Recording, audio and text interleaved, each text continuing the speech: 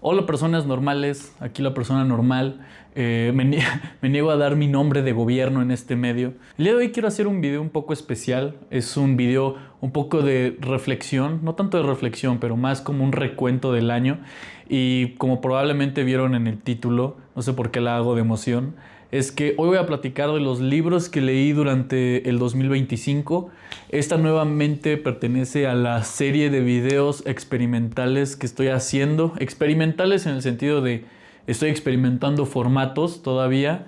No sé cuál va a ser el bueno para estos videos medio rápidos que quiero hacer sin guión. Esto va sin guión, así estoy haciendo freestyle en este momento. También una excusa es que compré mi micrófono por fin, soy el más feliz, así es, el aguinaldo cayó y yo con el poder adquisitivo que tengo de 1,600 pesos decidí comprarme este micrófono. No es por presumir, pero pues no sé, me parece un gran upgrade. Estaba grabando con el del celular, todo ha sido con mi celular. En el futuro tendremos un video mejor también, que no sea el del Samsung Galaxy S22. Aparte es sucio alguno de los lentes seguro. Pero bueno, esas son cosas del futuro. Esto es de la serie un poco experimental. ¿Y con qué propósito hago este video? Pues bueno, para experimentar el micrófono, el formato, también para difundir la lectura de alguna manera y sobre todo para también dar algunos consejos de lectura a las personas que tal vez no están leyendo lo suficiente. Aunque yo no leí lo suficiente este año, pero ahorita vamos a eso. Otro objetivo es que a partir de este año me gustaría hacer esta recopilación año con año y después ir atrás en el tiempo y decir, oh, me acuerdo de este libro y volverlo a leer. O no sé, me gusta que quede como este vestigio como de cosas, ¿no? Y más ahorita que los tengo un poco más frescos, ¿no? Seguramente los que leí en enero, febrero, marzo, etcétera, pues ya no estarán tan frescos en mi memoria, pero el año que viene mucho menos. Antes de empezar con los libros en sí mismo, quiero como que platicarles un poco mi experiencia con la lectura este año. Todos los años son diferentes. Por lo general, todos los años yo me ponía el objetivo de leer 12 libros. Casi siempre lo cumplía, o sea, algún año hice 11, algún año hice 13, algunos 12, pero justo siento que yo ponerme el número 12 en un principio me funcionó porque me hizo el hábito, y si a ustedes les funcionaría algo similar, lo recomiendo porque a mí me funcionó, pero me di cuenta después que estaba generando una relación muy fijada con ese número, ¿no? O sea, como que apuntaba ese número y eso era lo que leía y San se chingó. Y había después de que, güey, pasaba un mes que no leía nada, pero después en un mes leía 3 libros, una cosa así. Y como que el número 12 muy presente, que, insisto, eso me motivó mucho en su momento, pero siento que ya ese número no me motivó. No porque sea un número bajo, siento que leer 12 libros es una propuesta muy realista de leer. O sea, la verdad, si tú le dedicas media hora a leer todos los días, el objetivo de 12 libros es bastante claro. Yo creo que si tú lees media hora todos los días, te va a llevar casi inevitablemente a leer 12 libros, tal vez un poco más, tal vez un poco menos, pero pues por ahí vas a estar. Yo este año, como algunos de ustedes sabrán, algunos de ustedes no tanto, este año, al principio del año viajé bastante. Y la verdad es que durante la primera mitad del año literalmente leí 3 libros. O sea, los primeros 6 meses leí 3 libros. La verdad es que estando en el viaje no leí tanto. Uno, pues porque estás en el desmadre, o sea, no sé, no me dio la cabeza sinceramente. Incluso hubo un libro que me llevé. Este pinche libro me lo prestó mi tío aquí, me lo llevé a Argentina, me lo llevé a Brasil, regresó y avancé 2 capítulos, o sea, es un libro muy viajado, pero ya cuando regresé me apliqué y no llegué a los 12, desafortunadamente. Este ha sido el primer año en mucho tiempo que no llego a los 12 o 11 mínimo. De hecho creí que iba a llegar a los 11, pero no. Ahorita les explico esto. Estuvo bien, la verdad, y al final del año encontré un hack que les voy a compartir al final. Entonces pues ya basta de tanto guaguaragua, basta de tanto desmadre, basta de tanto charloteo, ¿no? De tanta small talk. Si escuchan mi silla, hace un vergatanal de ruido. Neta, una disculpa, pero aparte con el micrófono nuevo, pues se va a notar mucho más. Pero bueno, ya empecemos. Y empezamos el año fuerte por muchos motivos. Un libro un poco polémico para... ¿Estoy grabando? Tal vez al principio del año pasado no era tan polémico, pero ahorita les voy a explicar por qué. Y este libro, el primero que leí, lo leí justo en enero, se llama El regreso de Quetzalcóatl, del doctor o maestro, no sé, Juan Manuel Zunzunegui. Tiene una tesis muy interesante este libro. Me encanta la portada. También vamos a hacer un review de las portadas. Me encanta este símbolo. De hecho, pienso tratarme una versión acá más... pienso tratarme una versión acá como más minimalista de este mismo símbolo en algún momento de mi vida. Y rápidamente, ¿de qué se trata y por qué como que tengo un sabor un poco agridulce de este libro? En su momento a mí me pareció muy interesante. De lo que se trata es... El regreso de Quetzalcóatl es una revisión de la historia de México desde otro ángulo. Juan Manuel Zunzunegui es un historiador. Entonces, cuando digo otro ángulo, no quiere decir que este güey inventó datos ni nada por el estilo. Todo lo contrario, o sea, pues pone sus fuentes al final. Lo que me refiero con una revisión es que lo que él propone desde un libro antes que yo había leído de él, que se llaman Los mitos que nos producieron traumas, algo así, eso lo leí hace 1 o 2 años, es que insiste en que la historia y la manera en cómo contamos la historia de nuestro país es muy victimista. O sea, no sé si decir victimista es una palabra bastante polémica. No victimista. Pero el punto es que es frustrante. Esa es la palabra. Es frustrante en el sentido de la historia oficial de puta, güey. Éramos aztecas, güey, y neta éramos la verga y todo estaba chingón y todo era miel sobre hojuelas, güey. Estábamos a nada de viajar en el espacio-tiempo. Pero los españoles arruinaron todo. Y esa es como la clásica historia basada pues, en los libros y en la historia oficial que conocemos. Y este güey lo que propone es una conciliación inclusive del mito cristiano con mitos prehispánicos. Traza que hay muchas similitudes entre ellos. La historia de Quetzalcóatl en esencia y en elementos narrativos, por si así lo queremos ver, es muy parecida a la historia de Jesucristo, o nos hace ver por qué tiene ciertas similitudes. Entonces, en pocas palabras, lo que propone el doctor Zunzunegui es que abracemos nuestra hispanidad. Él es muy hispanista. Tal vez ya un poco en el lado, a mí me gustan los buenos hispanistas, ¿no? Obviamente un Gustavo Bueno, acá, pues obviamente está chingón. Yo apoyo el hispanismo, pero chance él, bueno, él ya pasa un poco de verga, pero también por eso es interesante leer este tipo de lecturas. Y justo... el negar nuestro hispanismo como cultura o intentar incluso superar nuestro hispanismo cuando evidentemente estamos hablando en español en este momento, pues es una tarea complicada. Entonces él a través de cuenta una nueva historia, y es que no cuenta una nueva historia de sí, esta historia me la inventé, ahora esta es la historia de México, sino utiliza elementos y ve las cosas de manera distinta. Por eso me gustó este libro. Y la verdad lo que propone es bastante interesante. O sea, te habla de cómo las religiones van mutando a través del tiempo. O sea, las influencias que tuvieron los griegos en los romanos y todas estas síntesis culturales y religiosas que existen cuando los pueblos se fusionan.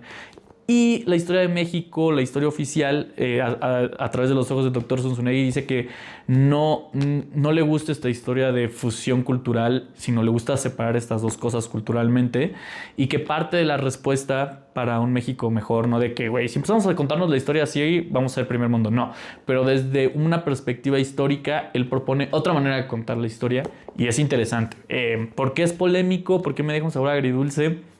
Porque, a ver, Zunzunegui yo siempre supe que era así como medio fachito, güey, la neta. Así como muy tradicional, muy acá de derecha, que muy de formas. Pues es un señor, o sea, es un señor fresa, grande. Pues obviamente va a tener un poco esa cosmovisión o esa manera de ver las cosas. Y no digo que... Lo que sí me sorprendió es que como a mediados de año, o sea, ya más en la segunda mitad del año, como que se hizo una especie de vocero de Salinas Pliego, o sea, como que sale en TV Azteca entrevistando a Salinas Pliego, porque pues obviamente cuando salió todo este pedo de desmadre, como que se puso de su lado, güey, eso me pareció de la verga.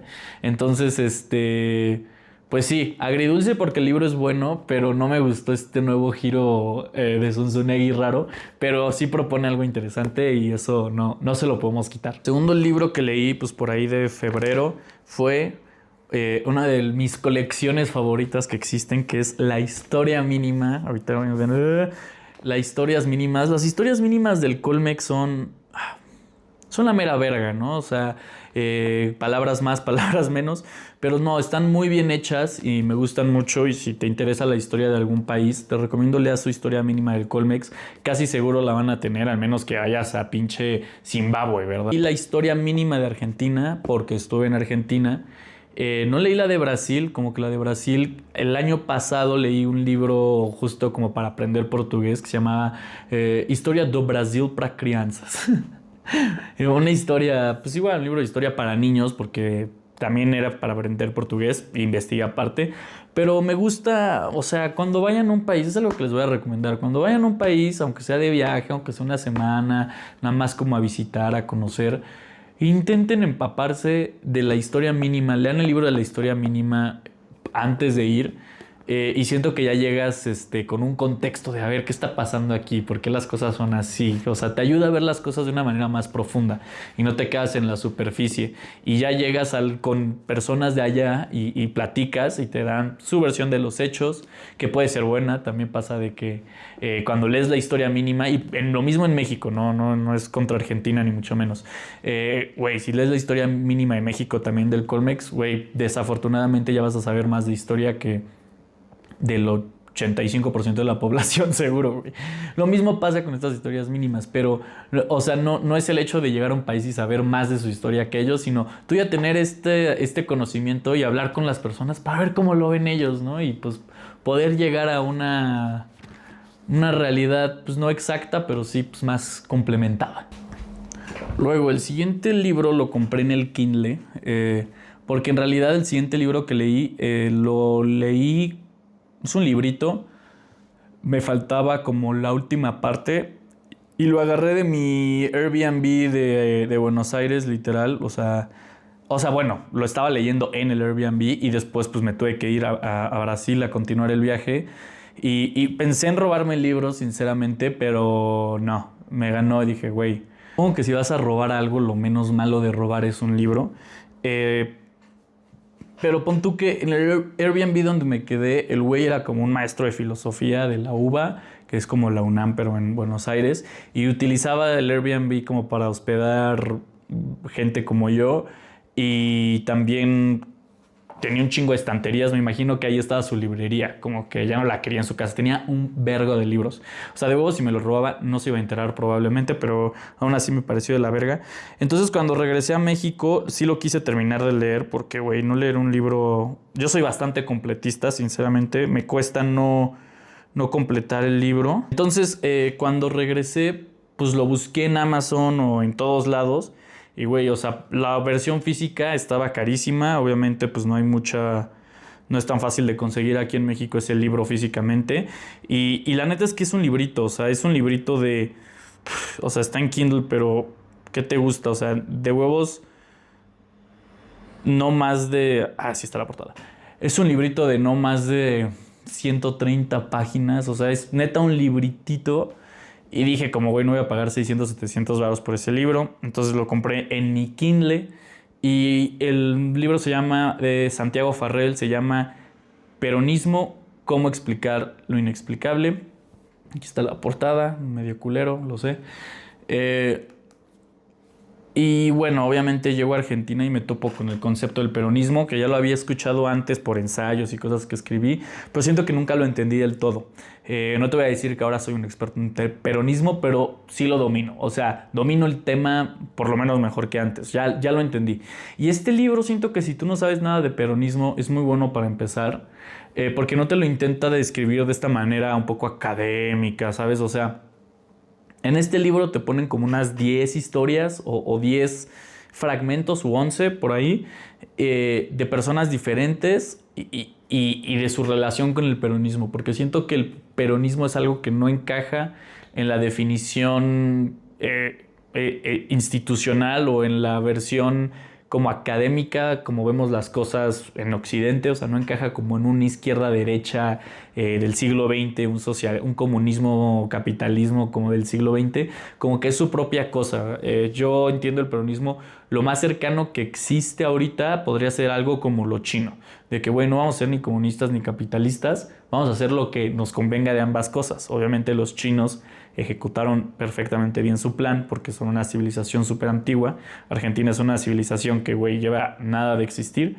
Va a haber tropiezos, pero es difícil de explicar institucionalmente por lo mismo. Entonces lo que hace este libro es te cuenta la relación con el peronismo de varios autores, muchos de ellos argentinos, que una muy interesante de que su mamá era muy antiperonista, que lo odiaba y toda la familia de su mamá y su papá nunca opinaba, después resultó que el papá era peronista, entonces empezó a hablar con él, entonces como que ya cuando empiezas a descubrir esta ideología a través de los ojos de cómo interactuaron con ella, a lo largo de su vida viviendo en Argentina, como que te da una mejor imagen de lo que significa, no solo socioeconómicamente, pero también culturalmente, ideológicamente. Entonces siento que si no sabes nada de peronismo y te interesa, este es un gran libro. Para empezar, es un gran libro, te puede dar bastante buena idea. Y qué otra cosa, viva Perón, no sé qué más decir. No, algo más que sí puedo decir es que no solo hay autores argentinos, también incluyen a un francés, un español y un brasileiro, si no mal recuerdo, no me acuerdo. Me acuerdo de sus nacionalidades y también ellos cómo lo vivieron, ¿no? O sea, cómo lo vivieron desde España. El español decía que se acuerda mucho de la visita de Eva Perón en Madrid, o sea, te cuenta bastantes ángulos del fenómeno y por eso lo considero un libro muy interesante. Ahora, el cuarto libro, y yo creo que no sé si el más largo, pero sí los más largos que leí, estos son como unas 600 fácilmente, sí, son unas 600. Y este es un clásico, Redentores, Ideas y Poder en América Latina, de Enrique Krause. Un gran libro si en verdad quieres entender la ideología, las causas y Latinoamérica como región. Obviamente, como se han dado cuenta y por el contexto del año que tuve, esto fue uno de los grandes temas que tuve en este año, ¿no? El latinoamericanismo.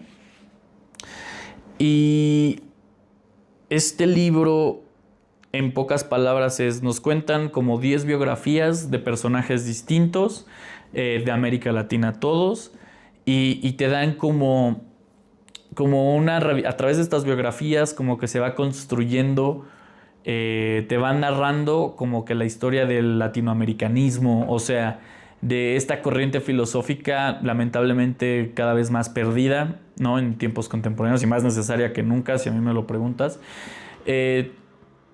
Si te quieres armar ideológicamente o si quieres aprender más de América Latina, este es el libro. O sea, pero conocer bien, güey. O sea, no quedarse en la superficie.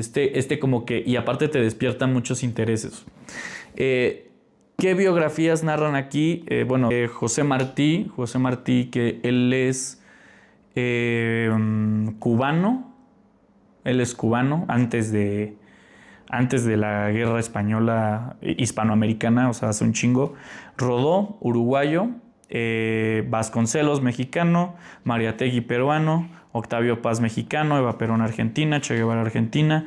Gabriel García Márquez, colombiano. Vargas Llosa, peruano. Samuel Ruiz, mexicano. Subcomandante Marcos, mexicano. Hugo Chávez, pues venezolano. Evidentemente Enrique Krause es de México.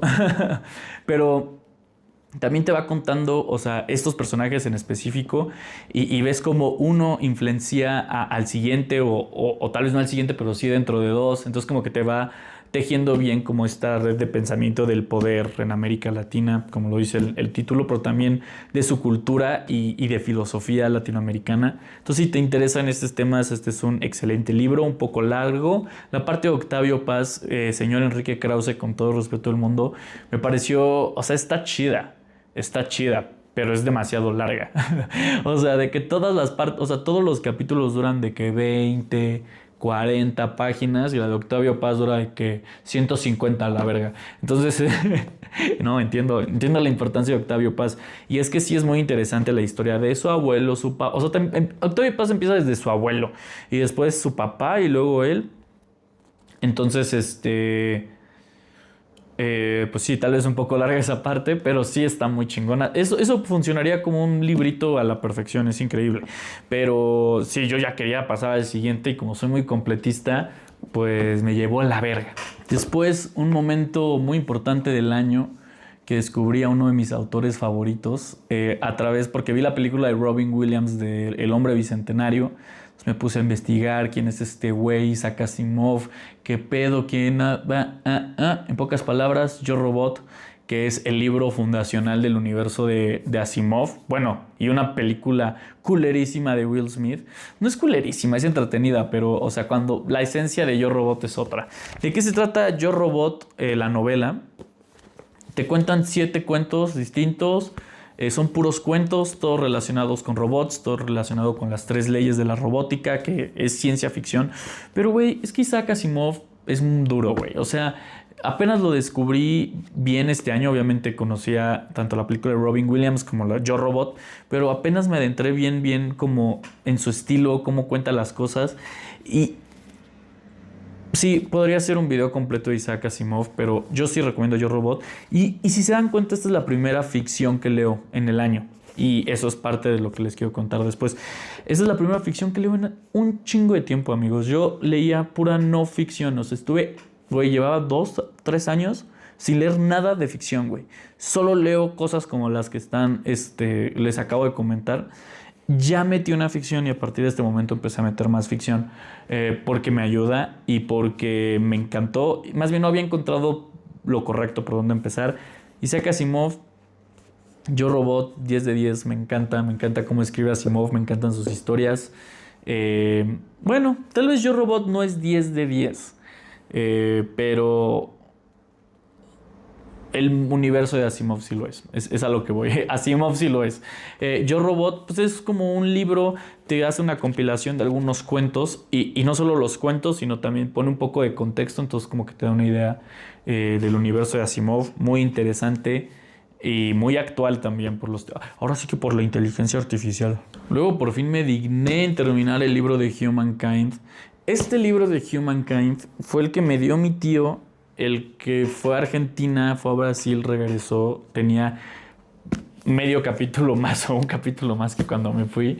En el Inter en Argentina leí el del peronismo, precisamente también por eso le puse pausa. Luego leí estos otros libros y ya después me digné en retomarlo. Y este libro, ¿cómo lo podemos describir? Humankind de Roger Bregman, es un güey holandés. Y este güey le encanta es muy rusoniano, o sea, es muy de la filosofía de Rousseau. La filosofía de Rousseau, en términos muy sencillos, podría resumirla en: el ser humano nace bueno, pero es el entorno el que lo corrompe, ¿no? Y lo que dice Rutger Bregman es que hoy en día pensamos exactamente lo contrario, pero el hecho que pensemos exactamente lo contrario es un problema sistémico, ¿no? O sea, es un problema de muchas cosas. Y él en su libro, que es muy fácil de leer, o sea, este libro sí, güey, aunque, o sea, ok, Redentores tal vez es un poco más difícil, Historia Mínima un poco más difícil, luego les voy a recomendar uno que es más difícil, pero güey, cualquier hijo de vecino que sepa inglés, no sé si esté traducido al español, lo puede leer perfectamente. Y es muy entretenido. Y él, a través de ejemplos prácticos y argumentos bien chidos, te pone por qué el ser humano es bueno por naturaleza y es el sistema que nos está corrompiendo. Es un libro muy positivo, un libro muy chido. Me encanta este libro. Porque no solo es, ay, sí, somos buenos y bonitos porque o sea, no, o sea, te lo argumenta chingón, como holandés, así. Te lo argumenta chido. Y pues no sé, me pareció un libro muy rescatable. El segundo capítulo, la segunda parte, sáltensela a la verga. O sea, bueno, no, lean los primeros porque te va contando casos prácticos de ejemplos famosos experimentos famosos que prueban que el ser humano es malo por naturaleza, que ponen como este experimento de la prisión de Stanford, ponen como las islas de Pascua, bueno, la historia de lo que supuestamente sucedió. Entonces como que va desmintiendo experimentos o cosas así, que los primeros dos dices como, no mames, mira, pero ya después es como de, no mames, o sea, otro y otro. Esa parte sí me la salté y ya me salté, pero la parte 1, 3, 4, 5, si no me equivoco, de huevos, o sea, de huevos, léanlo, es una lectura fácil, digerible y necesaria, yo creo. Ahora, el siguiente libro, que les voy a dar la idea general, le voy a dar la idea general de este libro, porque quiero hacer un video solo de este libro. De hecho, pensaba hacerlo antes de este video, pero evidentemente eso no sucedió. Este libro lo conocí por Redentores. No sé si se acuerdan que les dije José Enrique Rodó de Uruguay. José Enrique Rodó escribió Ariel. No solo es un clásico de la lectura latinoamericana, tal vez sea el clásico, no en el sentido de porque sea el mejor, ni de lejos lo es, pero es como el antecedente literalmente a Vasconcelos, a Octavio, o sea, a todos los chingones de Latinoamérica. Todo empezó por Rodó, porque si bien también ponen algunos güeyes antes en Redentores, Rodó creo que es el que tiene más trascendencia, uruguayo, Ariel. Esta edición la compré en Amazon, está culerísima. Está culerísima. Si pueden no comprar Ariel en Amazon, está de huevos, güey, está de pésima calidad. Miren la portada, qué horrible es. Bueno, no, el papel en sí no está mal, pero, güey, no tienen números las páginas. No tienen números, a la verga. Es así de que adivina. Este libro, aunque lo vean así pequeño, güey, son 80 páginas. Bueno, no sabemos cuántas son porque no están enumeradas. Pero pues yo le calculo pues unas 80 a lo mucho. Pero a pesar de que este es de 80, fue el más difícil de leer para mí. No porque esté difícil de comprender, sino porque este es un libro de 1910.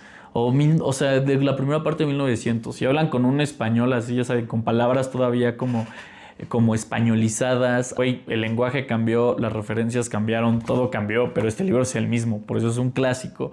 Pero si haces la tareita de ponerte a verdaderamente comprenderlo, inclusive yo lo estaba leyendo con ChatGPT, o sea, de que leía un capítulo y lo reflexionaba de que, güey, entendí, no entendí, o ni siquiera un capítulo, a veces como 10 páginas y era como, güey, no sé qué acabo de leer, a ver, lo voy a pensar, lo voy a decir en voz alta, lo entendí, no lo entendí. O luego le decía a ChatGPT como, güey, ¿a qué se refiere con así, una frasecilla? Porque aparte escribe bonito. Bueno, para esa época. Yo no lo sé apreciar porque soy un ignorante de mierda. Pero escribe bien y pues obviamente muy metafórico y así. Pues a veces era como de qué chingados. Pero el mensaje de este libro es valiosísimo. Yo creo que es el libro más valioso en cuanto a mensaje que leí este año. Luego hablé con una amiga del stand-up que es más grande y le dije como, porque ella estudió letras latinoamericanas, y le dije como, estoy leyendo Ariel, y me dice, yo lo leí, me hicieron leerlo en la prepa, y yo, güey, si a mí me hubieran puesto este libro en la prepa, lo hubiera odiado, o sea, lo hubiera odiado, lo hubiera agarrado a madrazos, lo hubiera echado a la basura, por lo mismo, por lo que les digo. Pero ¿cuál es el mensaje de este libro?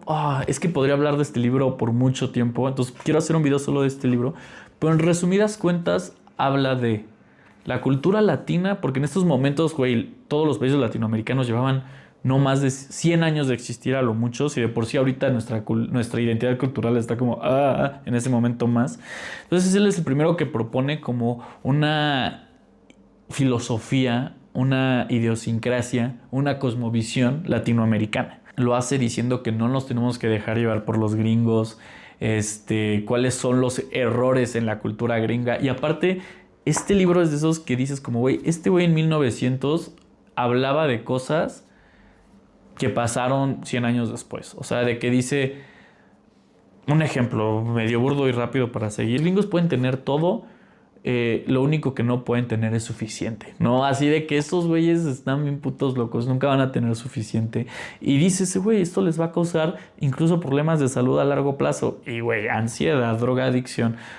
Nos dice por qué no debemos seguir la ideología gringa Y yo leyéndolo en 2020, donde evidentemente eso sí sucedió, ves cómo estos problemas de los que nos advertía Rodó, de cuál era el problema de seguir la ideología gringa, em, sí terminaron sucediendo en Latinoamérica. Entonces es como de verga, güey. O sea, esto es algo que pudo haberse previsto y Rodó lo advirtió. Quiero hacer un video solo de este libro, aunque sea muy cortito.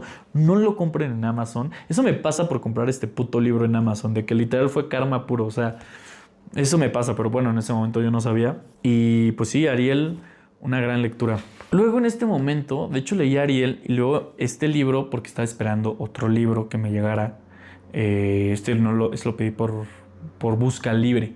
Sí, me lo trajeron así como de Texas, un pedo así. Pero el punto es que en lo que llegaba ese otro libro, me puse a leer un clásico, uno que no necesita introducción, Rebelión en la Granja de George Orwell. Esa es como la tercera vez que leo Rebelión en la Granja de George Orwell. Es un libro que te chingas en que te gusta. O sea, güey, si lees media hora al día o 20 minutos al día, te chingas en 5 días a lo mucho. O sea, te lo puedes echar de un centón. Yo no lo hice, pero técnicamente podrías hacerlo. Pues, ¿qué les puedo decir de Rebelión en la Granja que no se sepa ya? Como lo he leído en momentos muy diferentes de mi vida, también, o sea, eso es lo bonito de la lectura, ¿no? Que nunca puedes leer el mismo libro 2 veces. Pero, güey, siento que ya estando más grande y teniendo... O sea, porque la primera vez que lo leí fue en la prepa. Y me lo vendieron en la prepa como un libro anticomunista. Luego lo leí en la universidad, ya cuando andaba de comunista full. Hice más síntesis. O más bien, no soy tan comunista, soy más marxista. O sea, aprendí más sobre el tema y para saber la diferencia, si tú no sabes la diferencia, probablemente te toque todavía estudiar un poco. Pero Rebelión en la Granja es un pinche librazo. Me da mucha lástima el caso de Orwell, que Orwell era abiertamente comunista, peleó contra el fascismo en la Guerra Civil Española y después la CIA agarró su obra para hacer propaganda anticomunista. Güey, yo como autor me sentiría ofendidísimo si eso me pasara. Y bueno, pues ni se diga 1984, ¿no? O sea, siempre dicen, el comunismo, vamos a terminar como en 1984. Es como, güey, Orwell era comunista. Que ya después así transgiversaron su obra horriblemente, eso es otra cosa. O más bien la difundieron con otros propósitos. Pero Rebelión en la Granja no es una crítica al comunismo, es una crítica al estalinismo. Es algo que no comprendía en la prepa. O sea, es una crítica al estalinismo y pues poco más que hablar de Rebelión en la Granja. Siento que todos lo hemos leído. Así que pasamos al siguiente. El siguiente creo que fue bueno, sí, yo creo que fue mi libro favorito. Lo voy a decir sin tapujos y sin hacer la emoción. El siguiente fue mi libro favorito que leí en todo el año. Y otra vez, Isaac Asimov, esta vez con Silverberg, El hombre positrónico. Aparte, es esta edición, yo ya me voy a poner a presumir cosas que a nadie le interesan. Esta edición, mírenla, o sea, no sé si se está enfocando chido o no, espero que no se haya desenfocado, me da igual. Existe la película, si no van a leer el libro, este está difícil de conseguir, inclusive ediciones más normales es difícil. Este sí les recomiendo que vean la película, aparte la película está muy bien lograda con Robin Williams. Hombre positrónico es un güey, no es un güey, es un robot, Andrew Martin, y es como un sirviente robot, ¿no? Empieza siendo un sirviente robot, pues muy robótico, pues saben cómo, o sea, el robot estereotípico, sin sentimientos, que no entiende nada. Pero este robot tiene algo distinto en sus positronic pathways, le llaman en inglés. Es como en sus caminos de su cerebro positrónico, que en todo el universo de Asimov, y lo vimos desde Yo Robot, hablan de los cerebros positrónicos. El punto es que hay como algo distinto en él que lo hace tener personalidad. Entonces, cuando Andrew Martin empieza a tener personalidad, se empieza a cuestionar las cosas, y eso es lo que hace Asimov tanto en Yo Robot, pero en este libro me pareció un poco más. Luego en Robot Dreams, Isaac Asimov lo que hace es, o sea, sus historias de robots ni siquiera se tratan de robots. O sea, Asimov utiliza la figura del robot como una analogía de la otredad en la que se permite, y más en este libro, en la que se permite ver las cosas desde afuera. ¿Saben a lo que me refiero? Este libro, a pesar de que es de un robot, y se supone que el narrador y el protagonista es un robot, habla de cosas profundamente humanas, porque este libro es como de, literal, o sea, el gran tema se trata, este güey es un robot que con el tiempo como que va mejorando, va viviendo cosas, va experimentando cosas, se da cuenta que es bueno tallando en la carpintería, haciendo madera y, güey, se hace el mejor carpintero del mundo, y es como que se hace artista, luego empiezan a sacar mejoras como de robots, y ya se ve como más real y cada vez más humano. Y Andrew Martin vive 200 años, por eso la película y el cuento se llaman El hombre bicentenario y este se llama El hombre positrónico. ¿Cuál es la diferencia entre el cuento y la novela? El cuento es casi la película narrada así los mismos hechos con algunos más, pero esta ya es una versión más novelizada, entonces también comparte lo que piensa Andrew, cómo reflexiona las cosas, cómo las procesa. Lo que voy con todo esto es que habla de cosas muy humanas este libro, porque imagínate ser un robot y que todo se te haga ajeno, así de que ven las primeras cosas que me causa. Es un libro chistoso también, o sea, no te vas a carcajear ni a cagar de risa, pero es simpático. Y pon tú que es como de, güey, no entiendo los cumpleaños, ¿no? O sea, ¿por qué celebran sus cumpleaños? O sea, de que pero desde una auténticamente, no el güey así como, porque aparte eso es lo que humaniza más a Andrew irónicamente, no es un güey de, ¿por qué celebran los cumpleaños? Qué pendejos somos. Pero como es un robot y auténticamente no entiende, se hace como estas preguntitas tan básicas que a mí me encantan. Oye, que a mí me encantan, funcionan en muchísimos niveles. Y justo, obviamente los 200 años que vive Andrew Martin, primero vive como con la familia, luego crecen, luego el señor se muere, la hija crece, también muere. Entonces como que va viviendo generaciones de personas, empieza como a vivir con el duelo, con la muerte. Y el punto es que Andrew Martin a través de estas mejoras cada vez es un poquito más humano. Andrew Martin como que su sueño es ser humano, nunca lo dice, pero ese güey hace todas las mejoras para ser más humano. Y después ni siquiera es un robot así de hojalata como al principio, sino ya más bien es como un androide, ¿saben? O sea, que parece humano, pero es un robot. Entonces, lo que reflexiona este libro es como, a ver, un robot que quiere ser humano. Entonces, el robot tiene que contestar la pregunta, ¿qué es el humano? ¿No? O sea, ¿qué es la persona? Y esa pregunta es la que aborda este libro y por eso lo voy a recomendar hasta que me muera. Y El hombre positrónico, otra obra de Asimov, gran libro. Y luego para terminar el año tenemos este libro que de hecho no lo he terminado, me quedan como 60 páginas. Aquí parece que me quedan un chingo, pero es que son literalmente 100 páginas de bibliografía y de acknowledgements que ni de pedo lo voy a leer. Pero en realidad me quedan como 50, 60 páginas. Naomi Klein, This Changes Everything. Yo ya conocí a Naomi Klein por su documental de la doctrina de shock. Bueno, sé que es libro y documental, pero yo no leí el libro, solo vi el documental. Y este libro me lo recomendó mi amiga Lola, shout out a Lola. De hecho, ella me regaló este libro. Lola es del Reino Unido. El Reino Unido, ¿quién me creo? De Londres. Y me lo dio con este separador, que justo es como de alguna tienda de Londres como de libros de segunda mano. Me gustó el separador y ella me lo recomendó y justo yo tenía muchos diálogos con ella sobre este tema que es como del medio ambiente, el antropoceno, cosas así. Entonces ella me lo recomendó y es muy buen libro. O sea, Naomi Klein es una chingona, eso no es secreto para nadie. De hecho, fue la única autora que leí, me di cuenta de eso hace no mucho, fue la única autora que leí, pues porque soy machista. Obviamente no, pero pues está raro, ¿no, güey? Porque solo leí una autora y como a 8 autores. ¿Qué pedo? Entonces, Naomi Klein, gran libro, This Changes Everything. ¿De qué se trata? Literalmente trata de cómo el salvar el medio ambiente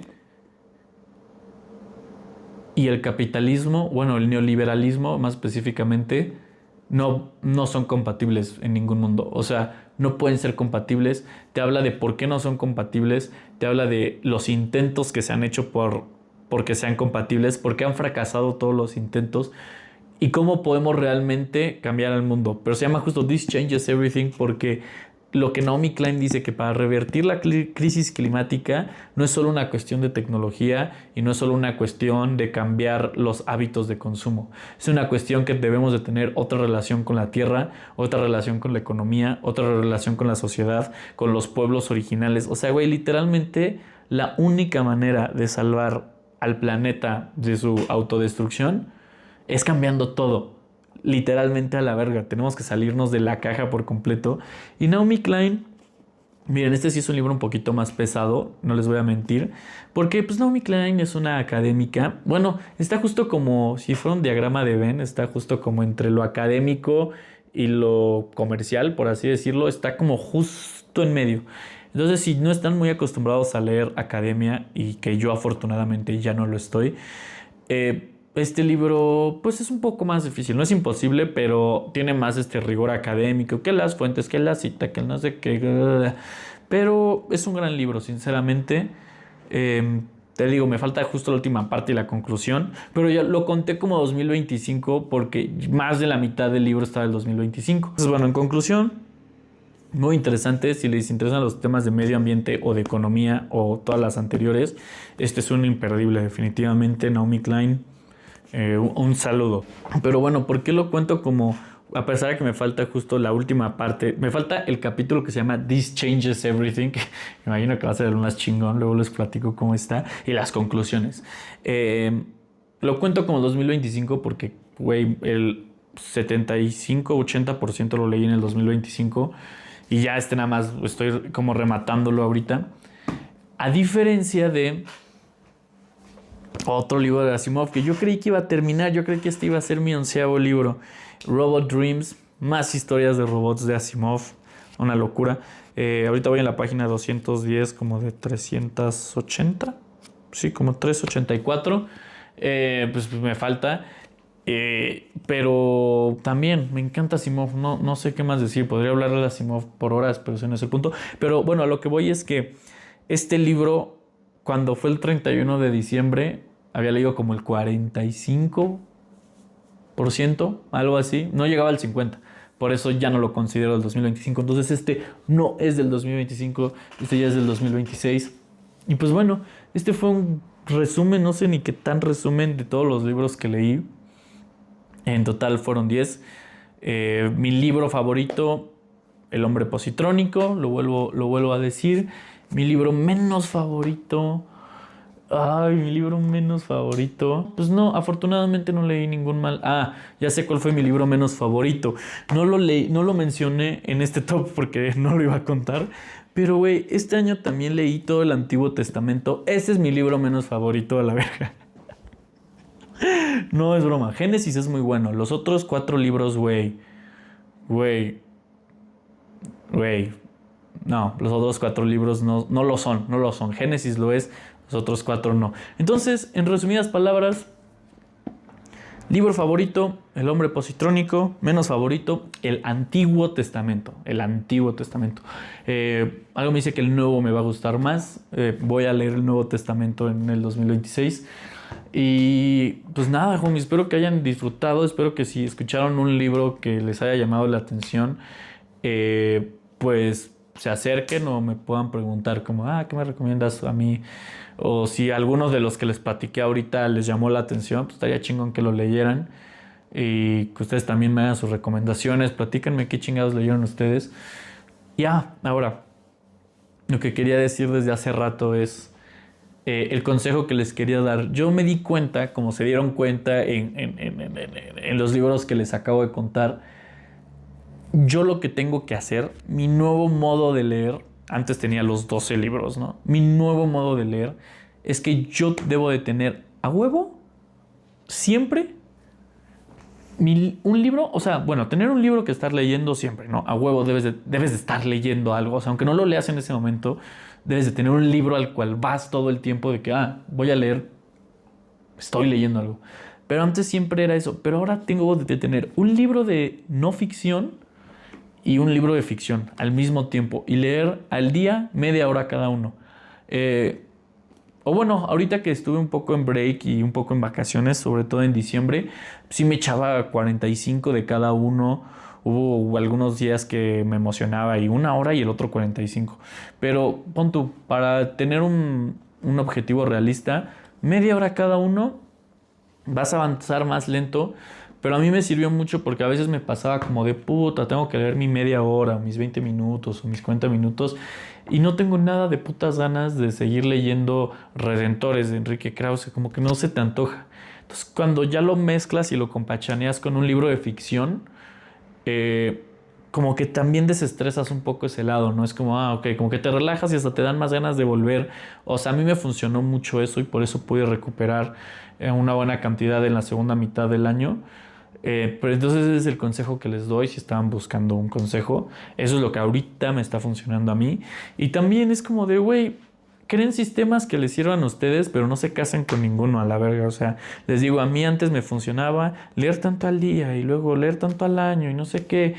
Ahorita lo que me funciona es leer ficción y no ficción al mismo tiempo, uno de cada uno, media hora al día cada uno. Es lo que a mí me funciona y espero el año que viene haber leído muchos más que este año y siento que con mi nuevo método va a ser posible y tampoco se trata de sufrir, ¿no? Tampoco se trata de torturarse y estar como, puta, hay que leer, es como, no, pues, o sea, se trata de disfrutar las lecturas, pensar, reflexionar y siento que el hecho de que lo campechaneé como que a mí me está ayudando muchísimo. Pero pues nada, homies, muchas gracias por ver este video. Si llegaron hasta aquí, de huevos, les doy 100 baros. Mándenme mensaje y digan, güey, llegué hasta el puto final de tu video y no les voy a dar 100 baros, está muy naco eso, pero pues les invito algo de beber o algo. Una chela, algo de beber, ¿qué me pasa? Les invito a algo. Entonces, pues sí, homies, saludos. Fuck yeah, fuck yeah.